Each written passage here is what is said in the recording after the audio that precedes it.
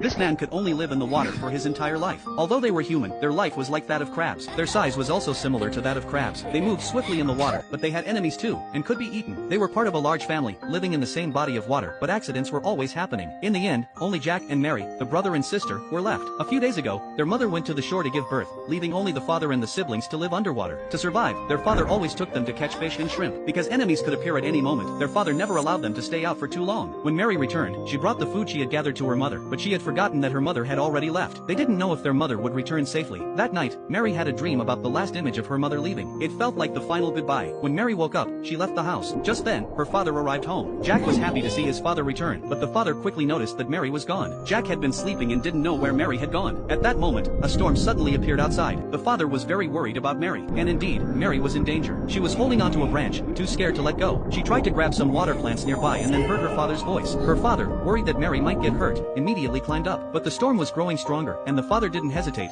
He climbed up and reached Mary's side, grabbing her. Mary was fortunate to be saved by her father. The father smiled happily because his children meant everything to him. However, he suddenly noticed something was wrong. A massive current of water rushed toward them. The father was swept away by the water because of Mary. She felt guilty for causing this. Jack climbed onto a rock and observed the direction of the water flow, preparing to find his father. He also had to take care of Mary. He called for Mary to follow the direction of the current to find their father. But Mary couldn't listen to anything right now. She just squatted on the ground, crying. However, when she heard Jack crying, she realized that Jack believed she was the only family he had left.